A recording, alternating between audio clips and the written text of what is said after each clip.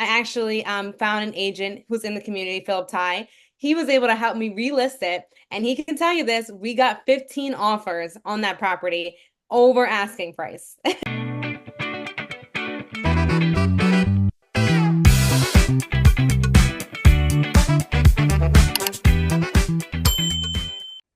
Hey, legacy builders, welcome back to Your Money, Your Rules, the show where real people share real strategies to build real legacies. Now, I'm your host, Teresa Villaruz, founder of the Thrive Movement, where we help overlooked and underestimated people finally break free from the hustle to survive cycle.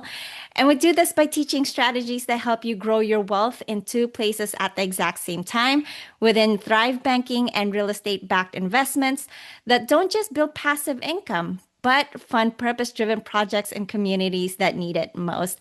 Now, this show is about one thing, and that's giving you the tools, the mindset, and the connections to take control of your money and write your own rules. And today's guest is someone who's paving the path not just for profits, but for purpose as well. Now we have Kristina Mullings. She's a powerhouse investor and the founder of Real Estate Done Right. She's helping investors think bigger, not just about ROI, but about impact as well. So she's especially passionate about building independent living communities for some of the most overlooked populations, such as seniors, veterans, and single parents. And also, she's a member of Sub 2 and a family member of Owners Club and someone whose vision and heart you'll feel immediately.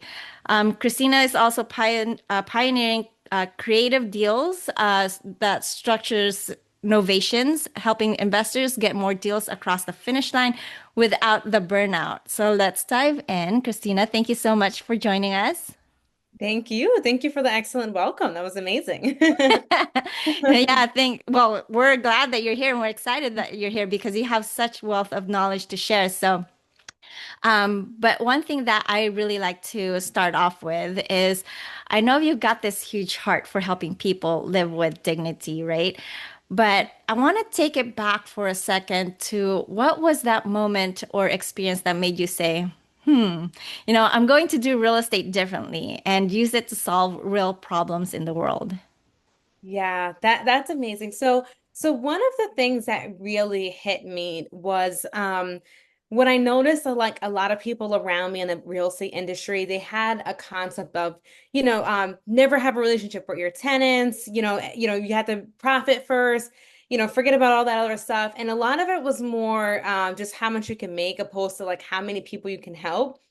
And I always found I never really got into wholesaling a lot. I was really only on the investor side. But what I found was that a lot of transactions are being wholesaled, but there was no connections to actually help the seller and figure out like what exactly that they needed.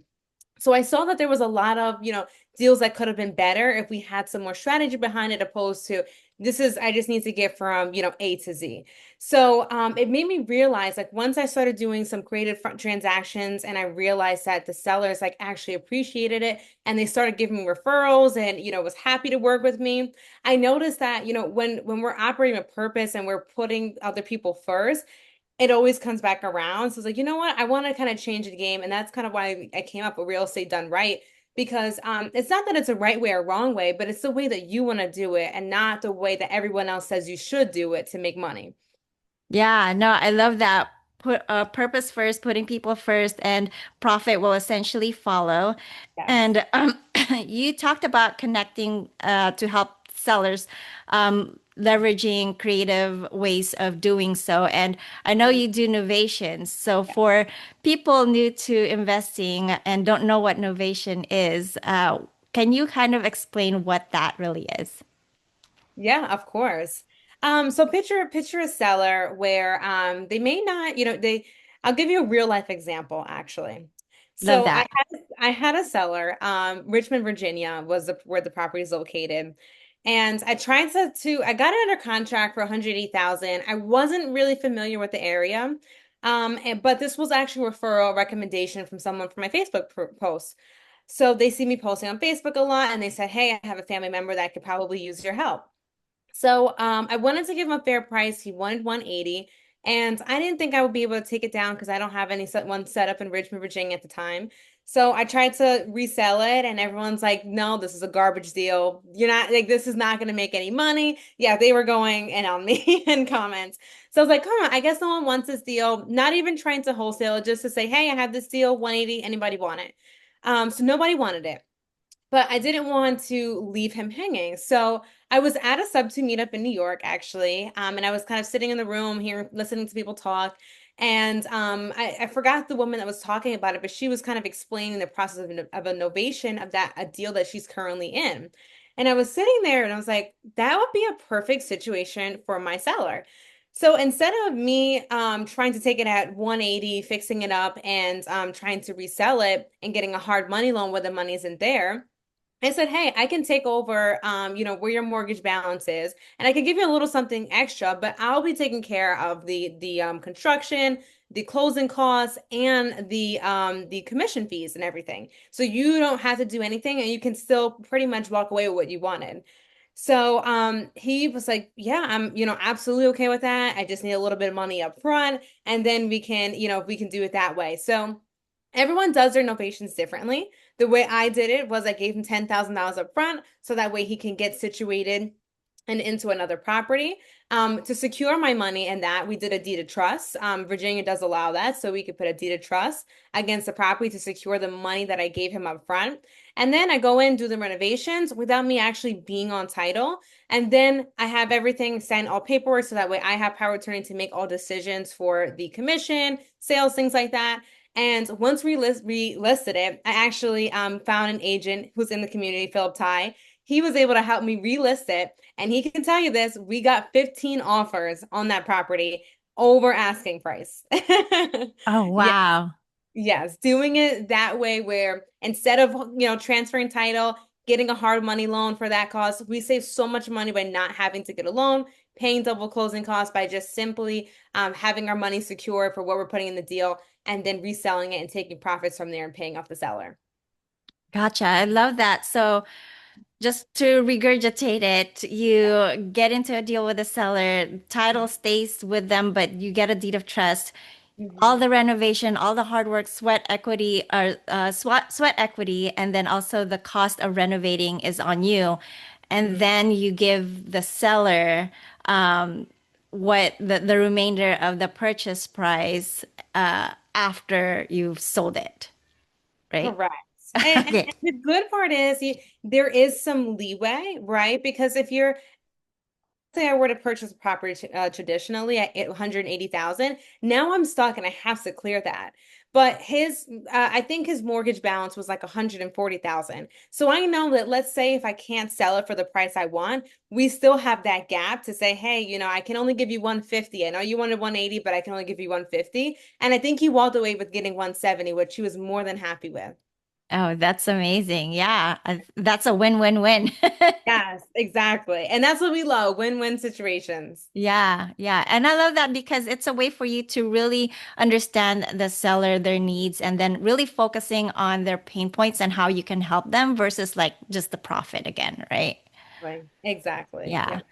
Now, you've got a big vision around creating affordable, independent living for underserved communities.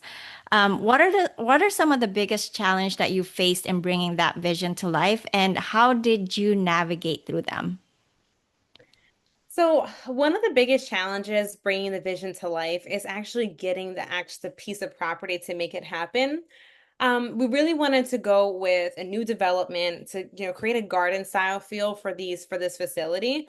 But nowadays, kind of getting a nice piece of property to actually bring that cost together, it's been a little time consuming and hard to find a nice piece of property, especially when a lot of people that own land, they don't want to give up their land. They either want top dollar or they just, don't want to give it up. So we're continuously working on that to get that and trying to show people the importance of, making their land something impactful to the community, especially if they're not doing anything with it. So that's one of the biggest pieces is trying to get people to understand the vision that there's people that need us. Like you said, there's a lot of overlooked communities that they're waiting for something like this, something that is quality, but yet affordable, opposed to what we really have now on the market.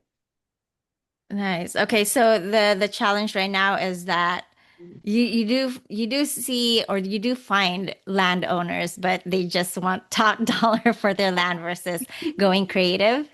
Yes, exactly. Yeah. Yeah. So that's something we're, continuously working on. Yeah. Yeah. Okay.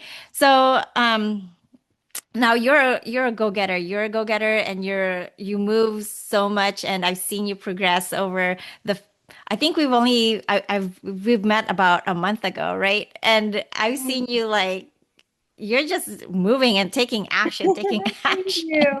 Even being on a deal maker, that was amazing watching you on stage actually. Like the energy, you could even feel the energy through the screen. I love that. Thank you. But for someone who's like such an action taker and really just, when we watch you, you're really moving forward. And Mhm. there's so many investors out there that just feel stuck between wanting to do impact-driven work and actually making it sustainable, but Yeah.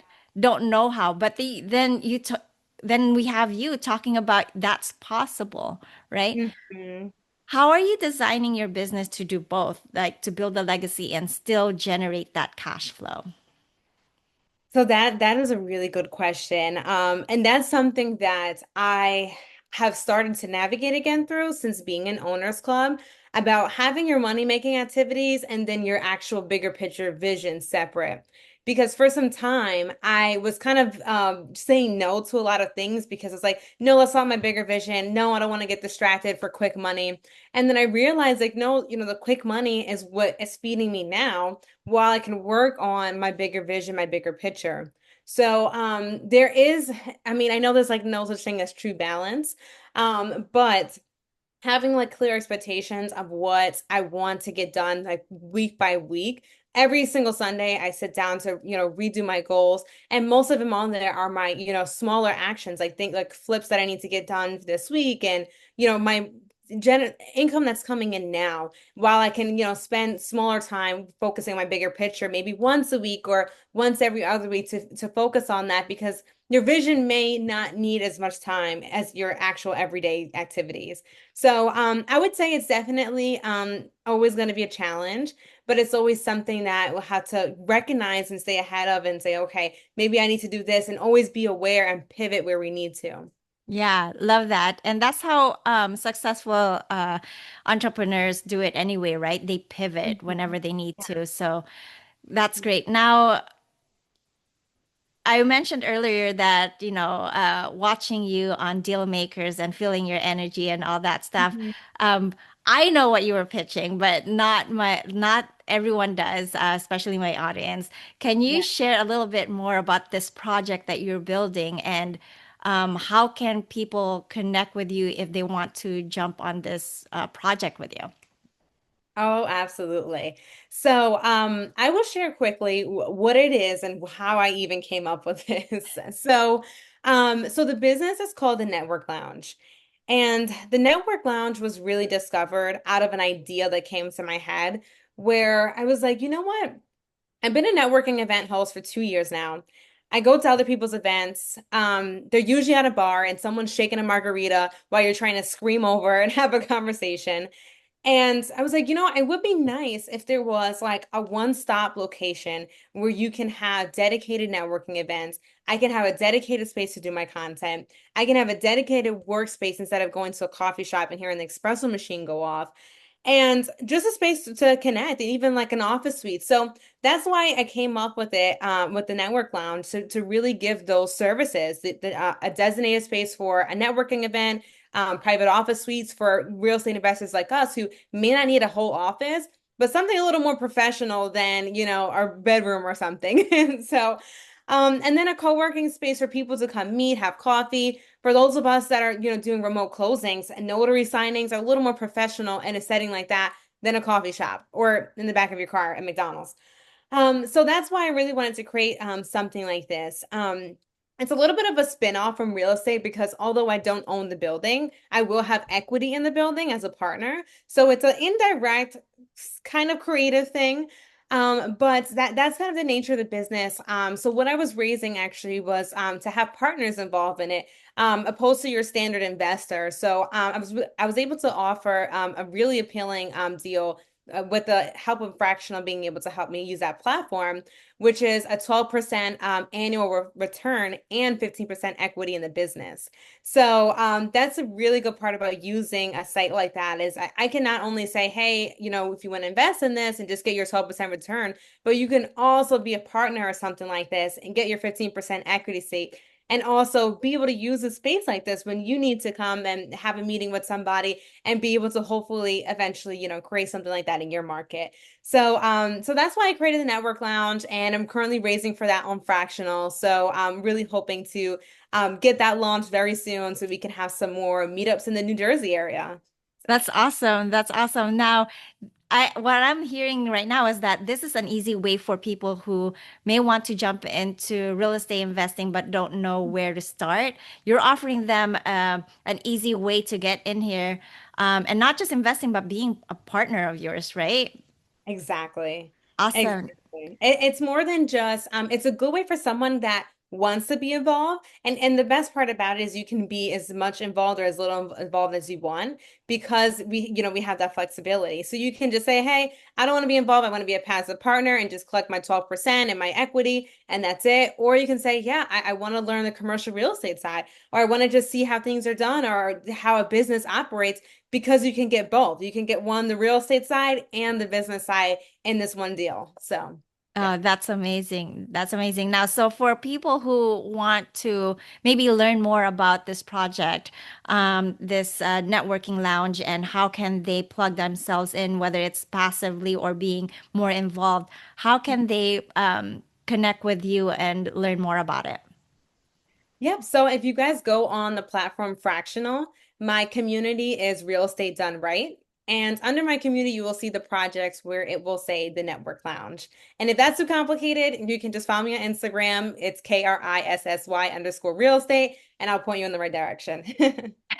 That's awesome. That's awesome. So, true to your money, your rules, fashion, we want every episode to be actionable. Tell Yeah. us, for someone who wants to get into Novation, what is the first action step that they should be taking? The first action step I would say is to learn your market because every market has different structures and strategies.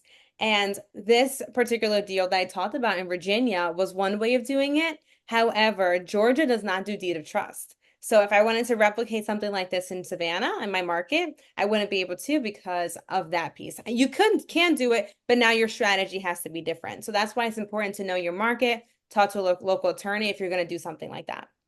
That's awesome. Thank you so much Yeah. for that. And if Oh. you're listening to Kristina thinking, I want to do deals like that, but I don't know where to start, let me tell you, you don't have to do it alone, right?